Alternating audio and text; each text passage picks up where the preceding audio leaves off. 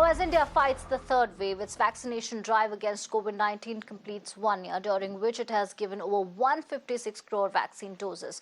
The country began administering vaccine doses on this day last year to its healthcare and frontline workers. The vaccination drive was then expanded to 60 plus and those with comorbidities in the 45 to 60-year age group on March 1. According to Health Ministry data, over 65 crore beneficiaries, which is more than 70% of adult population, are fully vaccinated. India is now vaccinating its teen population between 15 to 17 years age group.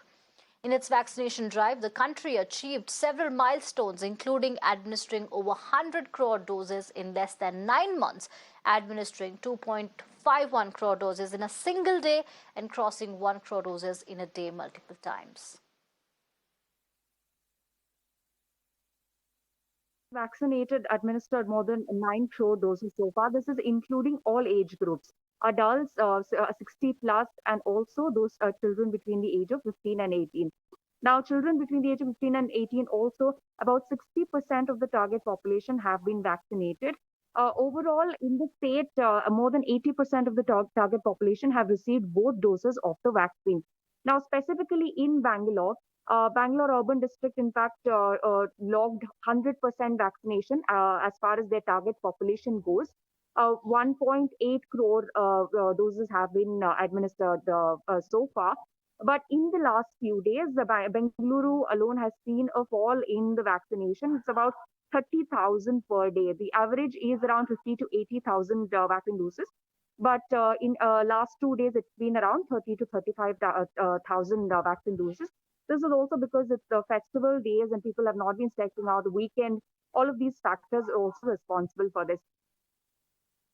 Very ambitious project of the central government. Remember, Prime Minister Narendra Modi himself last year, in fact, announced that India is going to be vaccinated and the vaccination program is going to be launched very soon. And in fact, first week of the January, he announced, and just after that, the vaccination drive started. Around 70% of the eligible population has already been taken the vaccine. If we talk about the first and second doses, specifically if we talk about the national capital, because it's a capital, and yes, everybody was focused on that, and we saw that how the politics was also going on at the time of vaccination, because in Delhi, the Delhi government is run by Aam Aadmi Party, and central government, there was the blame game kept happening because of the shortage of vaccines dose. But right now there is no shortage of vaccine dose as far as the Delhi government is claiming, and we hope that the vaccination will happen smoothly in the coming days as well. As far as the eligible population of the age between 15 to 18 has started, 5 lakhs of that population has already taken the vaccine. So around 10 lakh is the number of the teenager. So it will take 1 or 2 months. And if you talk about the total overall, that around 1.63 crores of population of the national capital has already taken the first dose, and 1.18 crore of population is yet to has already taken the second dose as well. All right, for more on this, I'm joined by Dr. Yatin Mehta, Chairman, Medanta Institute of Critical Care. Dr. Mehta, thank you for making time and speaking to us. A year ago, India embarked on this journey when back then things looked very, very difficult. We were very, the pandemic was new to us. There were several challenges. And today, 70% of India's adult population is fully vaccinated. In your view, are we doing okay, or there is a lot that we need to cover given, Omicron is there, elections are around the corner? How do you view these numbers? I think, Archana, congratulations to everybody. I think 70% of the population is fantastic achievement in 1 year's time.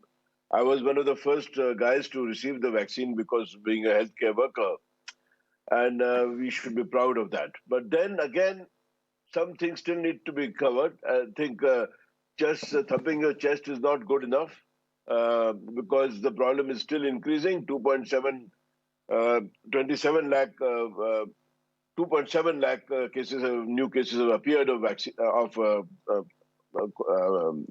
COVID-19. and Omicron is spreading like wildfire. So I think still a lot needs to be done.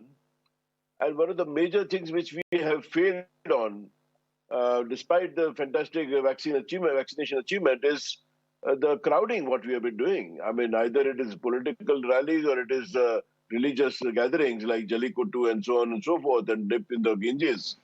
I think we need to be more sensible. We have performed well in the vaccination front.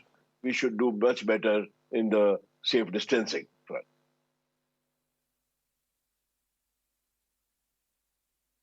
Right. What do you think now that do you think that we have learned our lessons? Do you think that the governments and those in power will now take it seriously to invest in our healthcare? And also recently we witnessed that continuous strike by resident doctors.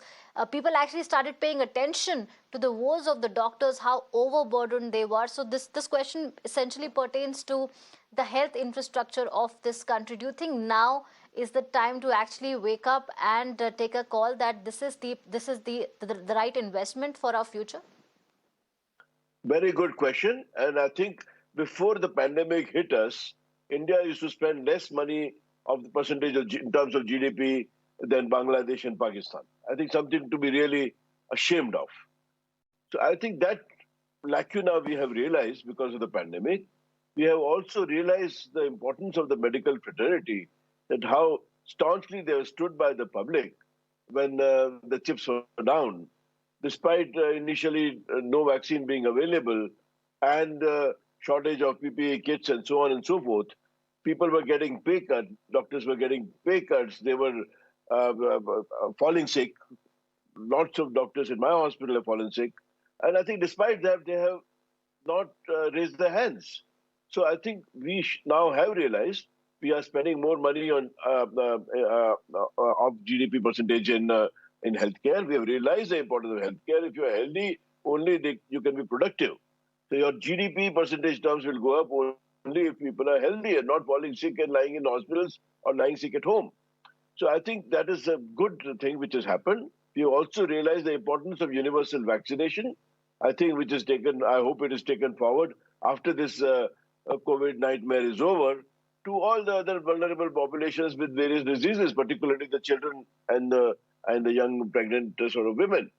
So I think we have realized more ventilators are available in government hospitals which were not available earlier. Monitors are available. The number of medical seats have gone up. But in the same breath, I would like to say that this doctor strike should have been taken more seriously. I think we have realized the importance of medical doctors, and their demands were quite genuine. Some of them were not getting salaries in Delhi for months altogether during these difficult times, which was not fair to them. And then because of the reservation issue, the admissions were getting delayed. So finally, the Supreme Court has stepped in, and I think it has begun now. So I think some sense has prevailed, and I think maybe we'll see better days ahead. Right. I hope to see better days ahead. Thank you so much, Dr. Mehta, for speaking to us and offering your perspective on this story.